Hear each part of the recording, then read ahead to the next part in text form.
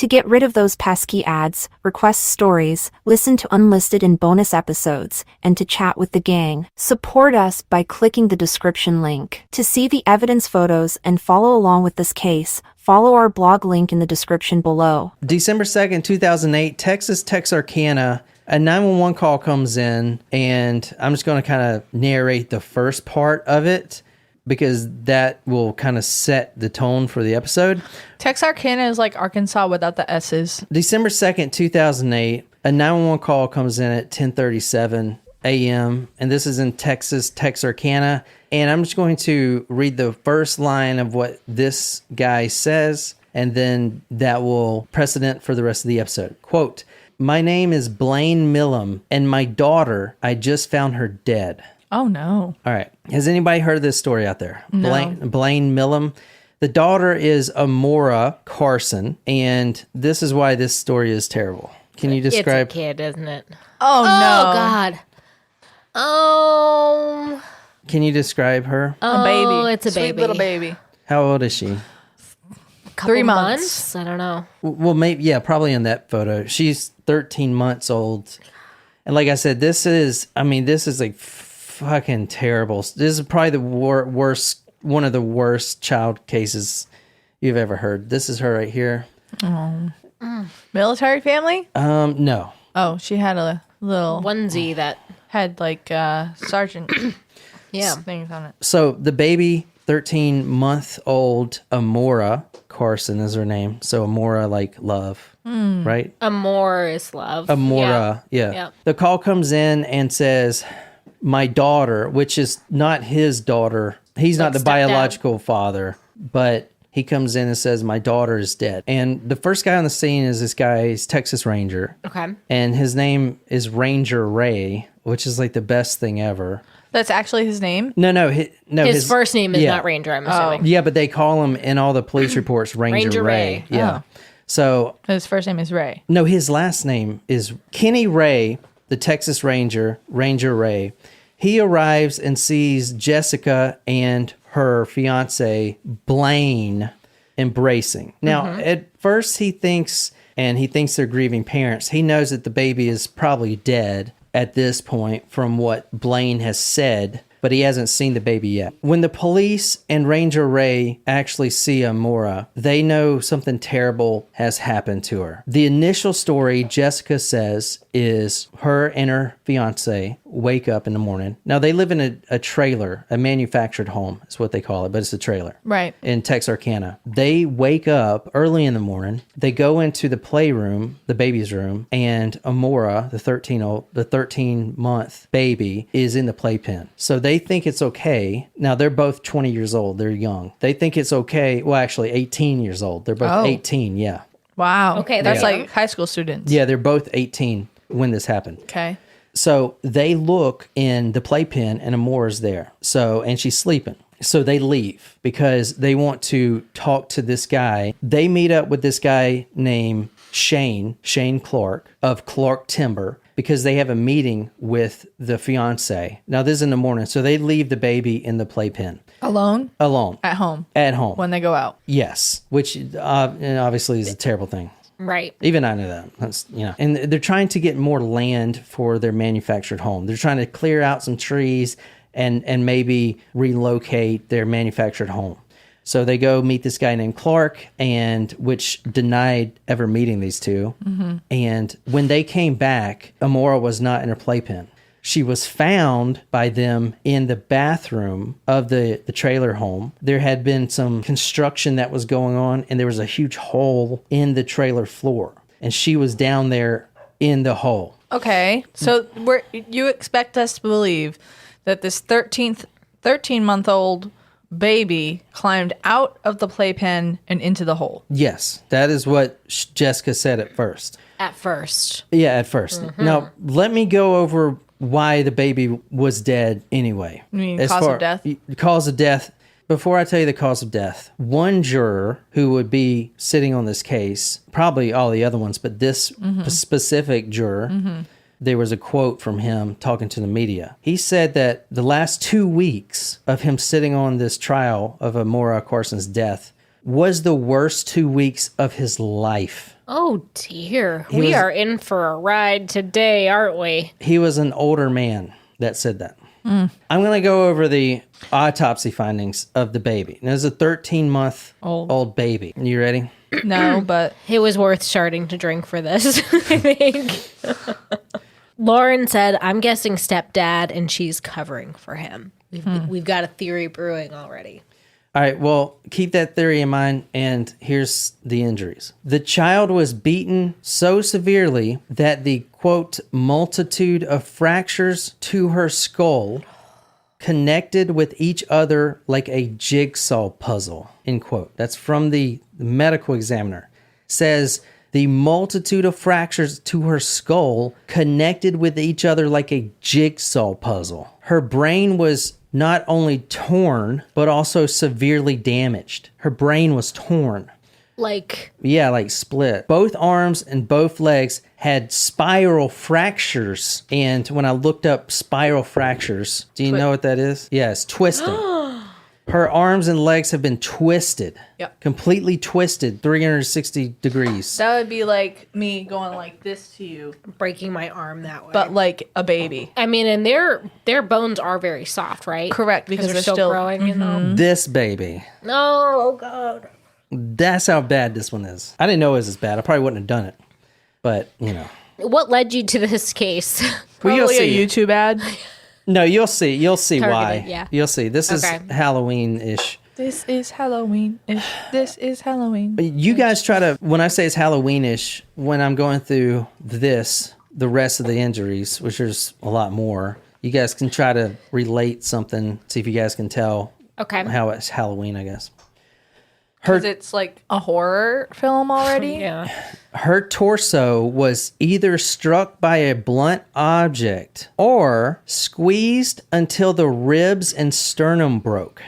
Her body, neck, chest, abdomen, buttocks, both elbows, both forearms, both feet, right arm, left shoulder, left upper arm, left hand, right thigh, and left knee was riddled with no less than 24 distinct bite marks. Bite mark? Like human bite marks? Yeah. The head and face was so scraped and bruised that the injuries all combined to form, quote, one giant injury, end quote. There were so many individual bruises just on her face. It was just one big bruise. The baby's liver was torn.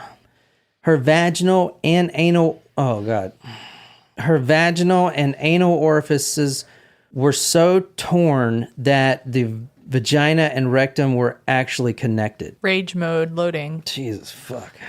Legit, like, hold on. I actually now I don't blame that juror at all for saying what he said already. Well, you guys can tell me if the death penalty is warranted. Oh yeah, I'm checking out. right now. 100%. Let me know when I can check back in. Hold on. Now that I said the death is a death penalty warranting, and I'm just going to kind of spoil it a little bit. The caller has been on death row, but he keeps getting stays of execution. And I found this tweet. I thought it was really interesting. You already saw this photo. But if you type in his name in Twitter, Blaine Millam, you see all of the tweets are about saving him, about how you can't execute him. No thanks. Blaine Millam? Millum? Well, don't look him up now. Oh. But this is one of the people at the scene. This guy's name is Ryan. This was on his Twitter, if you want to read that. Hashtag Blaine Millam. All y'all sitting here praising the stay of execution didn't see what I saw working for Resco. Didn't see officers and detectives crying. Didn't see that baby girl's rigor body.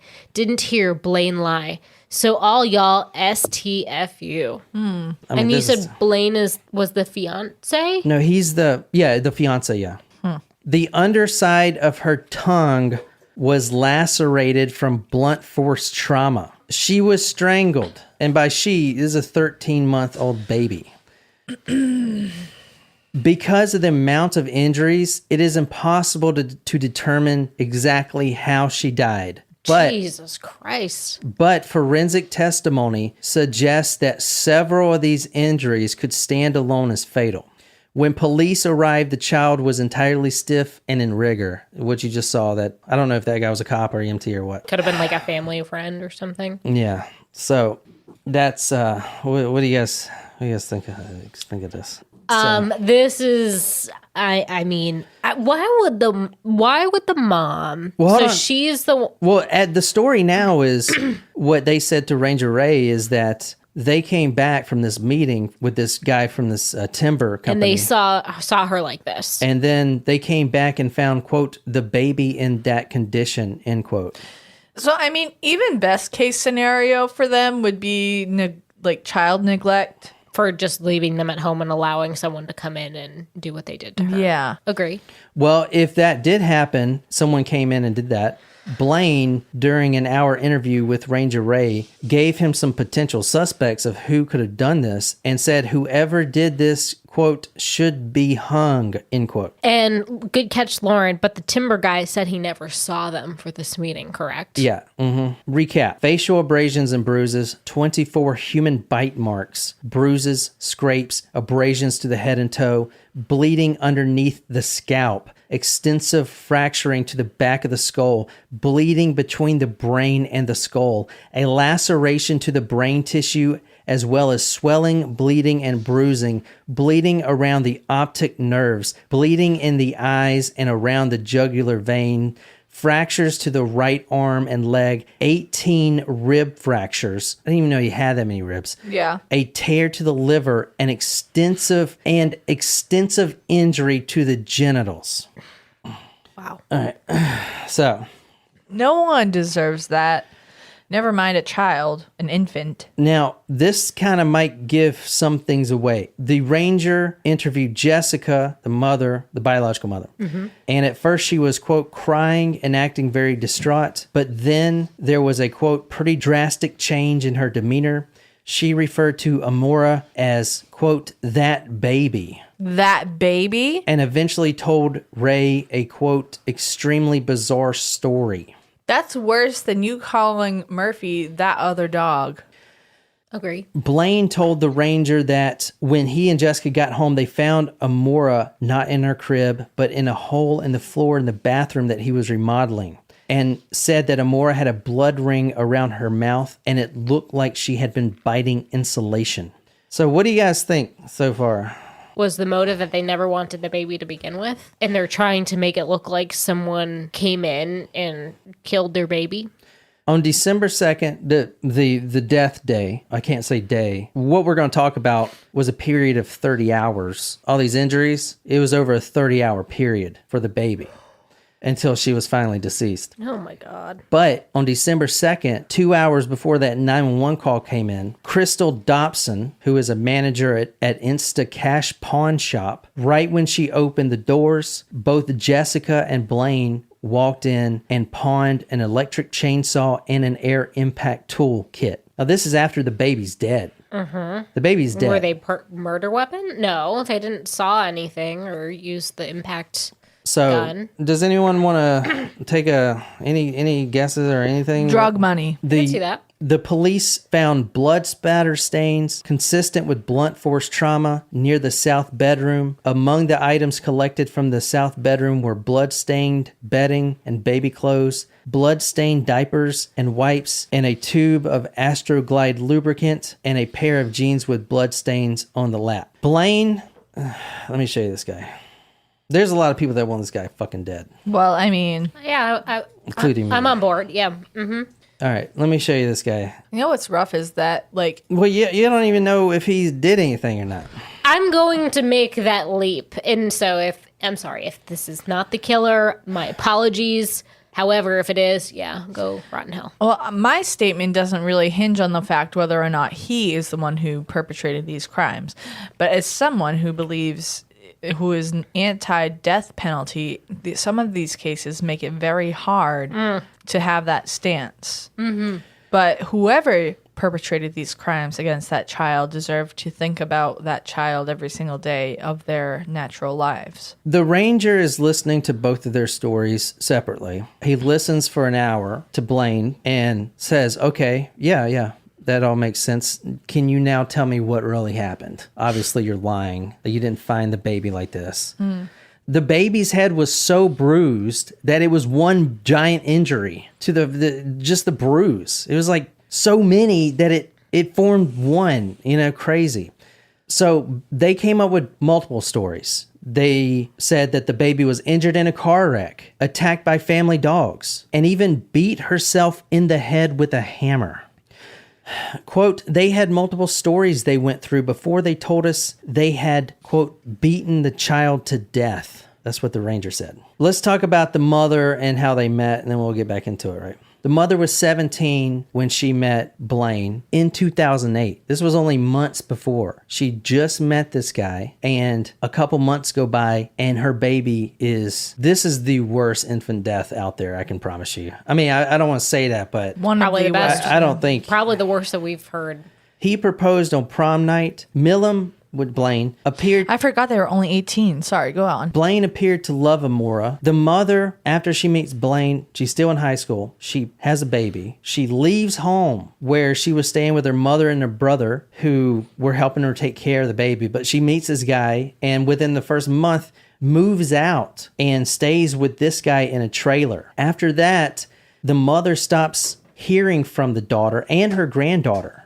Doesn't hear anything from her. So the mother stops hearing from both her daughter and obviously the granddaughter. The daughter stops talking to them altogether, the whole family. So we've seen like a case like this before when you meet someone and they isolate you. Right. Your boyfriend doesn't... It's like Stockholm Syndrome type stuff. Yeah, that's what it is. So he doesn't let you leave the house. He goes through all your social accounts and monitors that, and you're stuck. And then not only that, he starts telling stories, basically that your mother is a terrible person, and then you start believing that. The Stockholm Syndrome stuff. We've done cases like this where a couple, a woman usually would get to this state.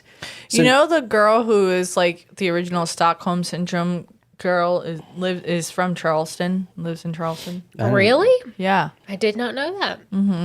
now at this point, the baby should have been CPS'd or whatever. CPS? DSS, CPS. Yeah, I mean, this should have been an intervention because at this point, who cares about your fucking dumb daughter? This is your baby that's going along with this, right? Right. The mother stops showing up to any family things, no contact, and she starts saying that her mom has killed her father, which the father died before that, but it wasn't the mother. So these bizarre stories, this guy, Blaine, is making her believe all this stuff. And she has already had the baby. So she's had the baby with another man at this point. She's 18. He proposes to her. Blaine proposes No, to she her. was in high school, but was he like older than her? Or like, how do they know each other? He is older than her, but they're both 18. Like, Right. barely Okay. older. Like, but he wasn't at the same high school as her, or he was like, she knew him from the outside?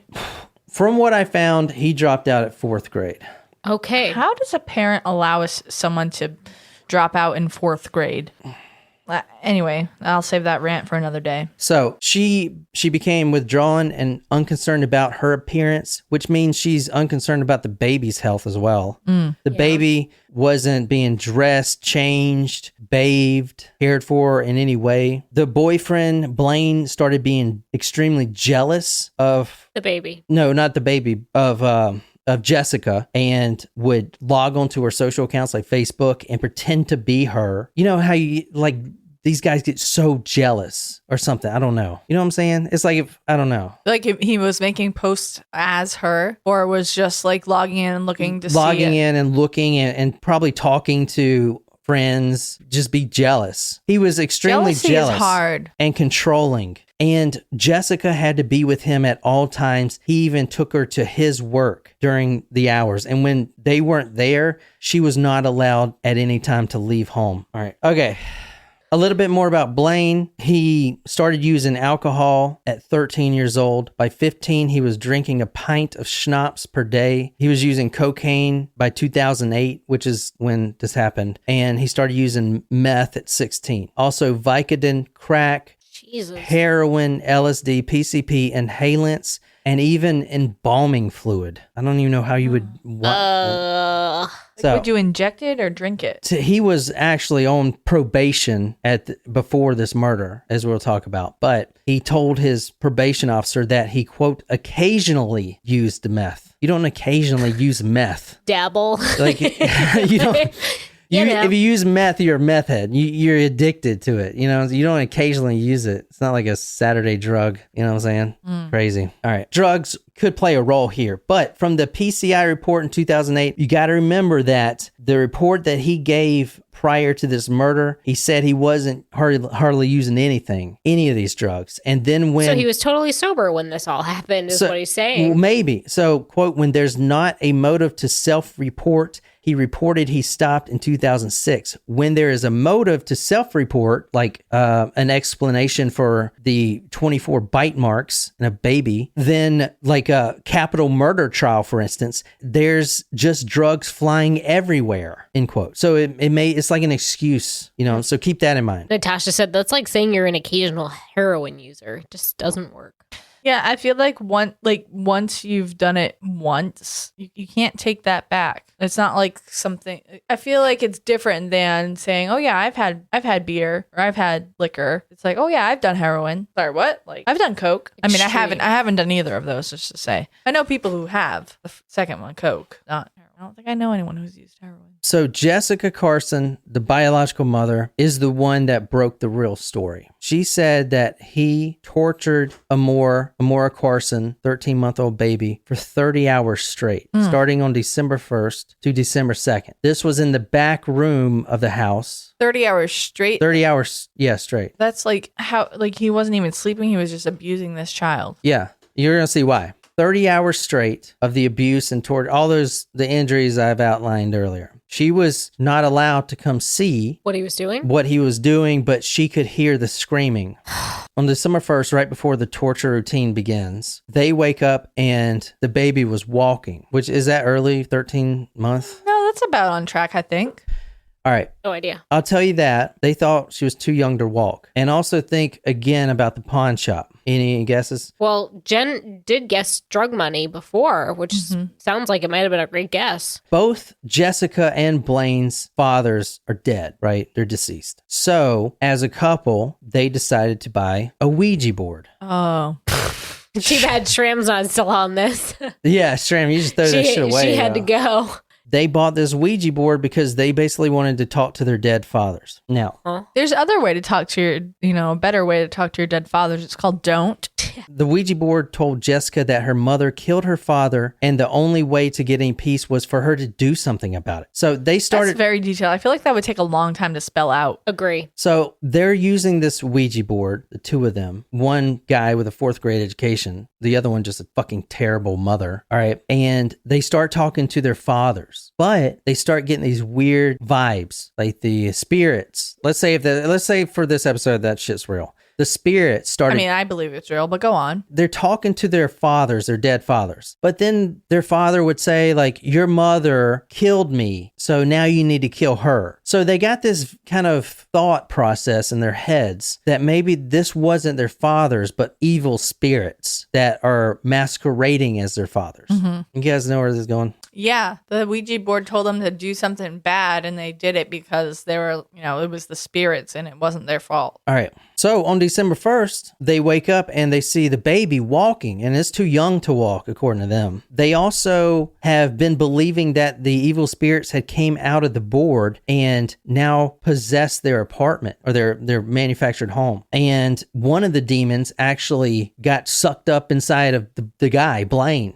Got sucked up in him. Oh, so that's his excuse. Interesting. Because before he was, quote, wonderful with her, the baby, and now it's different. Jessica later became convinced that Blaine was possessed by an evil spirit based on his expression, tone of voice, and, quote, something that wasn't what I knew Blaine to be. Blaine explained that after the demon came into him, he could, quote, talk to God, and said Jessica was causing this by lying to him, like causing the demons to come in. You mean he's a really jealous person. If you're really jealous, you always think your spouse is lying about something, covering up, cheating, or whatever. So, she starts believing that he is possessed by an evil spirit. All right. And then December 1st, they wake up and the baby is walking, but it's too young to be walking. So now the spirit has gotten to the baby. Now you see where the 30 hours come from? Yeah. What? They're trying to exorcise the demon. There you go. They thought the the baby is a demon, they want to get the demon out. This is the second story we've done like that. Remember that 911 call we listened to? That's different. That case was terrible too, but that's different because she was schizophrenic. She didn't know what she was doing. She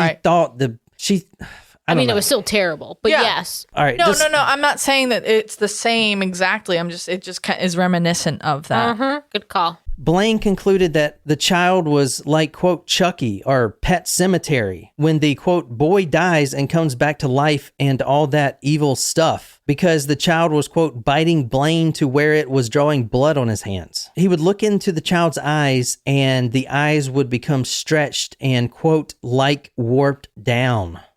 May not have anything to do with the drugs he was on. When they went to the pawn shop, now the baby was dead. They didn't know the baby was dead until they got back. They left the baby in the house, like in that state, because it was already in rigor when they showed back up. The reason they went to the pawn shop to pawn that stuff is because they wanted to, quote, hire a priest to do an exorcism. They go to a pawn shop for that? I mean, do you even have to... Oh, so they pawned the stuff so they could pay the priest? Yeah. But like... You know, interesting. She was supposed to not come in the room. She was there. That's another thing I want you guys to decide. Like, what's her punishment? She wasn't actually seeing the baby die. But the 30-hour session was because God told Blaine how he could exorcise a demon out of the baby. He told him that. So he was doing an exorcism for 30 hours. He made Jessica stay in the other bedroom. But when she was there, she could, quote, hear the demon growl and everything, end quote. I don't like it. I don't like any of it. I think she's responsible. I mean, she's partially responsible. 100%. They left the home to pawn items for money to pay a priest. But then Blaine told Jessica as they left the pawn shop that God had just told him that there was nothing they could do. Jessica agreed with Blaine that she would rather see her child go to heaven now than go to hell later. So basically, she's okay if her baby dies because she'll go to heaven instead of hell. And what do you guys think? It's crazy, isn't it? It's crazy. Yeah. All right. Natasha would like you to actually say your usual line. I don't like that. There you go. Give the people what they want.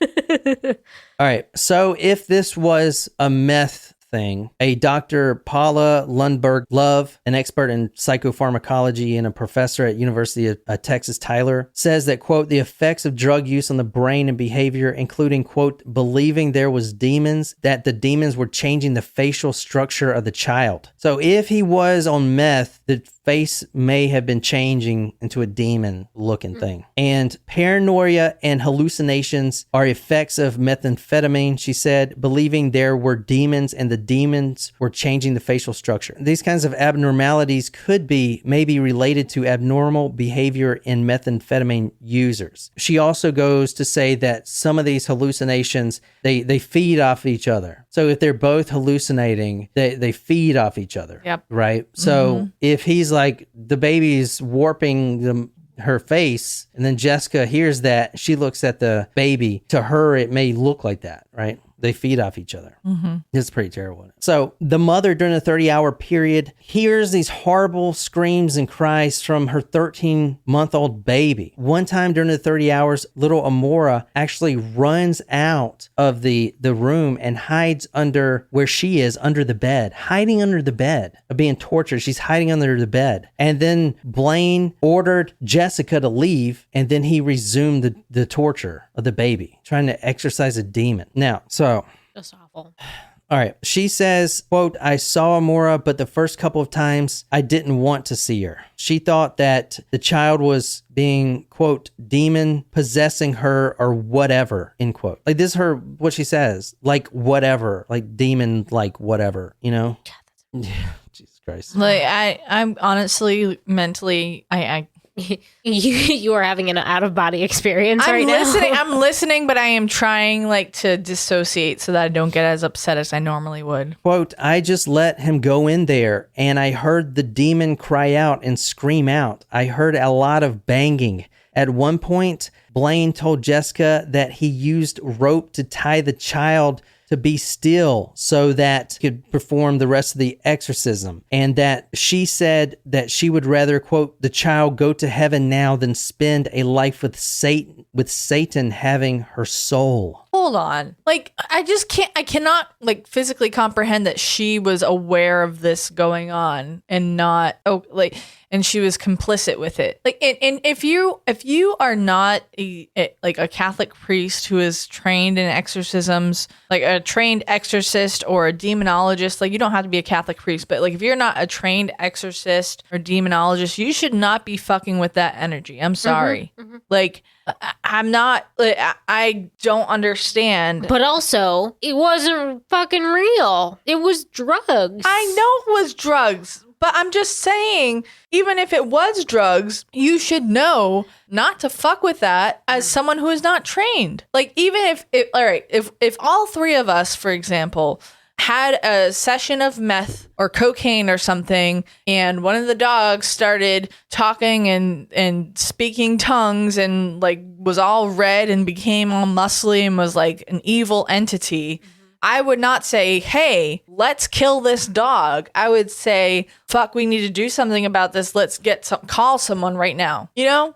Yeah, you would go and pawn stuff to get money for a priest. That's what they did. But I wouldn't do that. I wouldn't take it into my own hands. Into their own hands is what she's saying. All right. She's saying even if it was a like, she wouldn't fuck with that energy if it actually was. All right. That. So one thing on that, you said, how could she let this happen? Devil's advocate, pun not intended, but she started withdrawing. Her family said that she had been making bizarre allegations against her whole family, like they're out to get her. Her demeanor was, quote, weird and hollow, like empty. Looking into Jessica's eyes were, quote, like looking into a dark space. So this is before the murder even happened, So he is kind of affecting her that way, I guess, I don't know. That doesn't make any better. Dr. Frank Murphy testified about Jessica that she was in a psychotic depressive state. Quote, psychotic depression, the depression occurs first, then it gets severe enough that psychosis or loss of touch with reality then occurs. Psychosis means someone has lost touch with reality. The vast majority of times that means either they're hallucinating or they are delusional, end quote. So she meets this guy. He locks her in the house, controlling her, telling her all these lies about her family. She's obviously depressed. Then he says that a demon is running around their house. She starts to believe it. She's in psychosis. She's also believing this stuff. She lets her own daughter, get whatever. Not that it, is any better, but during the 30 hours, at one point, he did try all that, like the exorcism guys, like how the spiral fractures were. He's twisting the fucking baby's arms. You understand that, right? And shaking it and throwing it. To exorcise the demon. Yeah, and he thought it had worked, but then the demon came back. And that's when he took the baby and basically killed it for the next 15 hours. So let me ask you, what do you... Sounds like overkill, though. Well, let me ask you, what do you think should happen to Blaine, the male? Perfectly fine with the death penalty. Yeah, I'm good with it. Now, this is Texas. He can go fry. Now, let me say that Texas, it's Texas, so they have death penalty. But a lot of those cases have been getting stays of execution. So a lot less, not just because COVID, but he was immediately put, he's still alive, but he was immediately put on death row. Yeah. After, and they had separate trials. But one of the things with this case, which people will bring up, if you look on Twitter, I don't know, did you look on Twitter? No. All right, let me show you this. So one of the things they'll say is, well, he's only got a 4th grade education. But he's an adult. You can, even with a 4th grade education, not to kill another human. Here's the Twitter. And he's also 18. He's not in 4th grade. This is just I just typed in his keyword right here, Blaine Millam. All right. You see all the posts. Stop federal executions. Spread the word. Blaine Millam. Call to action. On January 15th, 2019, the state of Texas is scheduled to execute Blaine. You know what's interesting about those posts is important reminder. These are all... They don't actually say anything about what he actually did. Yeah, this is one of the execution being blocked. I mean, it's not like I'm not necessarily pro death penalty, but I'm like, you know what? That's the sentence he got. He was sentenced by a jury of his peers. What does that one say? Catholic what? What is a Catholic Mobilizing Network? This is another intellectual disabilities case. So, and I don't know if it is. No, if he was that's fucking horseshit. If he was sober and did it, I would say maybe. Look at this one. Meanwhile, Texas plans to execute Blaine Millam. He was sent to death row at just 18. At just 18, you're a fucking adult with a fourth grade education. This wasn't what justice looks like, you know? I'm going to say y'all don't know the whole story. And again, it's not like I'm necessarily pro death penalty, but it's the sentence he got. And for how atrocious that crime was, I mean, he certainly shouldn't see the light of day ever again. Correct. All right, one second. So he went out on the news and the sad story about how lonely he is. So he actually picked up a wife. In prison? This is her wife, his wife, and that's his mother. He didn't stay with the woman whose baby he killed. No, in fact, as soon as he was arrested, he tried to blame everything on her, that it was her fault. He first told a nurse that, quote, "I'm going to confess I did it, but Miss Shirley, the Blaine you know, did not do this. My dad told me to be a man, and I've been reading my Bible. Please tell Jessica I love her." All right, number one, don't read the fucking Bible, because you're already... And Jesus ain't gonna save your ass. But right after that, he starts blaming Jessica for everything. Well, even if especially if you read the Bible, you should know that you shouldn't blame someone else for what you did. You should take accountability. All right, let me ask you what you guys think before I take it up one more fucking evil notch. What do you mean? Wait. Hang on. There is another evil notch? Yeah. How? Well, what do you think? What the fuck? So he is currently on death row. He's gotten stays of execution, and he's currently on one, but he's got another execution scheduled. You know, COVID kind of complicates things or whatever. But he's got a big support team because he's intellectually disabled. But was it his whose fault is it, or not fault, but who is responsible for him not having passed the fourth grade education? Because if you're intellectually disabled, there are plenty of programs out there for you to continue your education, for you to at least be in school and try to learn something or become career ready. And how disabled is he? I mean, there's so many different things. I can't sit here as an educator and say, well, he only went to fourth grade, so must be intellectually disabled. Like, that's not being intellectually disabled is not the equivalent of dropping out at fourth grade. And in fact, if he had a good support system at home, his parents should have pushed for him to go to some sort of schooling. Here's his mom right here supporting him. You think she's a fucking good person? They should throw her in the fucking chair too. I can't say that for sure. I don't know her story. All I know is that there are plenty of programs in the United States for people who are intellectually disabled.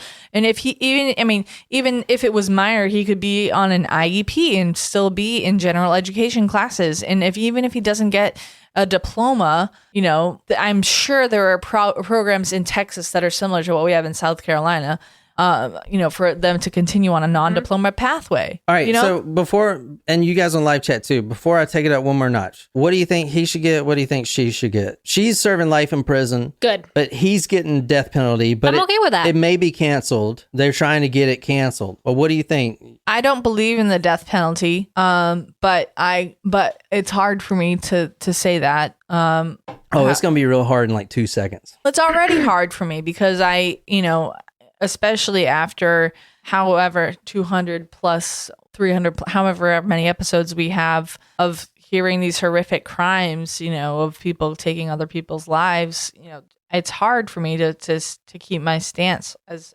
anti-death penalty. But on me, I always say that they should rot for what they do. I think Lauren puts it best. Education does not mean he is intellectually disabled. Correct. It just means he's uneducated. Correct. All right, so Perfectly said. death penalty.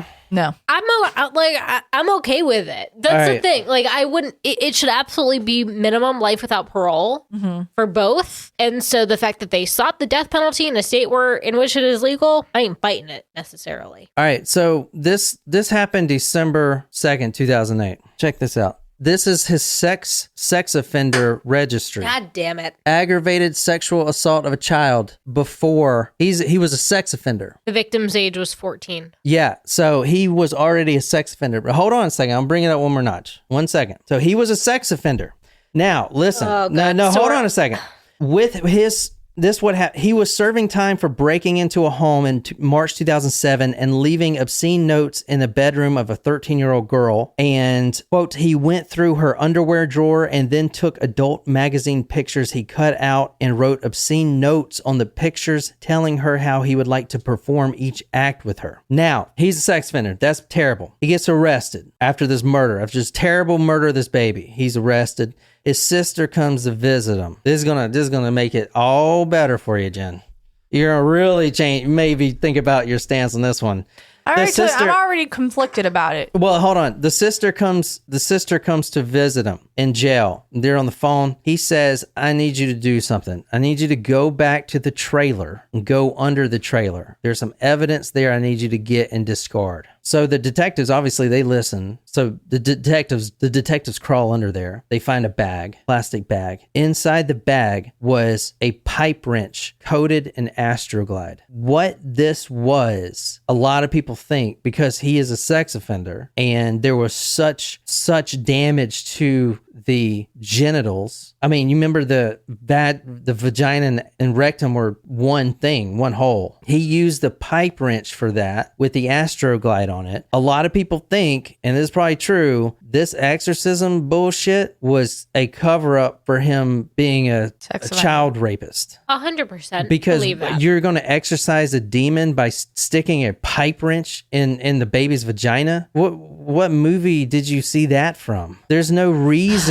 to get near the genital area with a pipe wrench and Astroglide. And if you remember, most of the injuries, especially to that area, were very extensive. So a lot of people think everything else kind of covers up that. Like perhaps he was just raping this baby and then to cover it up, exorcism. Yeah, let's bang its head around a little bit and then they won't know what I really did, which was, which is rape it with a pipe wrench, basically. So, yeah. Yeah, I'm so good with that. Helps. I just hope that he, I don't usually wish harm against anyone, but I'm okay with him getting butt fucked. Her vaginal and anal orifices were so torn that the vagina and rectum were actually connected. Plus the bite marks. Why he bit 24 times? What movie has a priest ever bit or did anything? Like, how is that doing anything? That sounds more like a sexual thing to me. Good question, Lauren. How was he even living with a child? So, was she not aware of his past? She was. Yeah, she was. She was aware. I mean, yeah, it's fucking... I guess the system doesn't catch up with it that fast. But he says that the child started beating itself with a hammer. This one's terrible, isn't it? Yeah, it's fucking awful.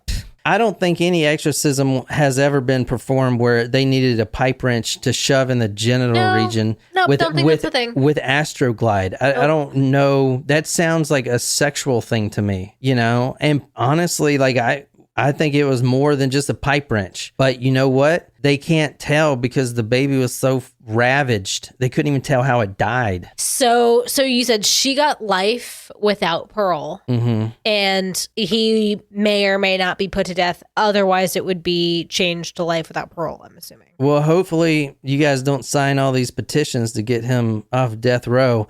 There was actually, I saw one post that was like, I'm so worried about him. He's the youngest person on death row. And, I'm like, oh my God, dude. What do y'all think? This is Texas. I'm sorry, but I have higher standards for you with how you value your death penalty. This guy was not doing Qi Zhang in the park. Yeah, no. You know what I'm saying? It's like, he's barely 18. Why is he on death row? What the fuck does that? They didn't look at the crime. 100%. Anyone that is reposting and retweeting that sees the headline. That's why I showed you that one guy that said, y'all don't. Yeah, it just says, hey, man, this guy's only had a 4th grade education. He was 18 when he was convicted of his crime. That is all anybody's seeing. They are not seeing anything that you just said about what actually happened there. It is all surface. And if you only said that to me, I'd be like, oh my gosh, yeah, an 18-year-old who only has 4th grade education. Something sounds bad there. Nope. Yeah. All right. He don't need nobody's tax dollars to stay alive for the rest of his life. Cool with it. Apparently there's Apparently, there's autopsy photos out there, but Oh, God. I didn't. Honestly, I didn't. I wouldn't Dude, even want to look. I can't. Yeah. Ugh. This was terrible, man. I honestly, this one took me like I started this one on Wednesday, and like I just finished this morning because I didn't want to do it. And this one, I found that Halloween one with the China thing. I was like, fuck, this would calm me down. Because this one was terrible to fucking read, dude. Oh my God. I'm sorry you had to read that. I mean, it was fucking terrible. And the fact that, oh my God, you know. But maybe our episode will bring light to the fact that they should not, support him. Yeah, agree. Yeah, I don't know. Yeah, this is like The whole anyone who's on social media and wants to put like a pro, whatever this guy's name is again, like may want to just rethink saying you're for this guy. Yeah, just in general. all right, so number one, if he does have a 4th grade education and he's intellectually disabled, then I don't think that he's intellectually disabled. That's the thing. Well, then He's not. You're right. Why did he purposely hide the pipe wrench? He knew he needed to hide that because it had Astroglide on it. And what else are you going to do with the Astroglide? That's what you used to rape the baby. He hid that knowing that he didn't want them to find it. He knows right from wrong. He knows he shouldn't have done that. He wouldn't have fucking hid it. He wouldn't have hid it under the trailer if he was, you know. It wasn't that fucked up. But he knew what he did was, you know, exorcism or not, maybe, but you're a sex offender, number one. And number two, the pipe wrench that was used with the Astroglide was... That takes it to a whole nother level, man. Like, I mean, honestly, dude, I don't want him to get the death penalty, like stick a needle in his arm. I want him to get a 30 fucking hour death penalty. No fucking Astroglide.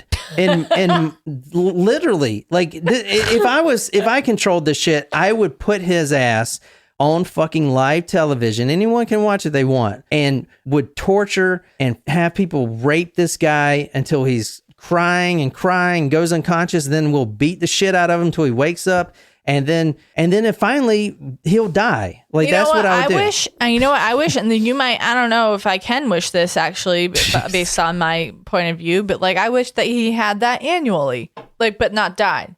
Like, I don't think you should kill them, but I think torture him to death once a year. Yeah, I think you should have an annual 30-hour, like whatever you put the victim through, but not kill you, but like have that torture once a year with the same, but no Astroglide. Even if there was Astroglide, I think 30 hours is enough. It would probably be pretty bad. Yeah. Mm-hmm. That could be the new penalty of like what is done unto others, done unto you, and that is the new sentencing mechanism. Period. That's what you can, but think about it. Like if you have the death penalty, yeah, this person's not here anymore. Correct. And yes, when they're in prison, you're using Americans' tax dollars. Correct. I understand that, and I understand that. Why should we be wasting our resources on these criminals? But at the same time, they had heinous acts. So why should you give them the easy way out? If someone who dies naturally, you're like, rest in peace. Okay, so why should we give them eternal rest if they tortured someone and killed them, even if it wasn't a long session of killing, but even if it was like an easy death? Like, why should we give them that rest if they did that to someone? I get that. So I think that they should pay for their crime. Well, you should see all the appeals that he has already filed, claiming that it's not his fault, and then that's where your tax dollars are going. I mean, we've already spent well over $1 million on this asshole. You know what I'm saying? I'm just saying, I don't know, man. But that's that story. It's fucking crazy. I'm not going to do a child one again for a long time. Thank you. Yeah, that was good. Yeah. So. It was no penis straw. It was, no penis straw. Good story, though. Good variety in these Halloween episodes. Yes. No, you did a great job. Mm-hmm. Like, that was still both very powerful stories. Yeah. Until next time, good night, you lovely, lovely people.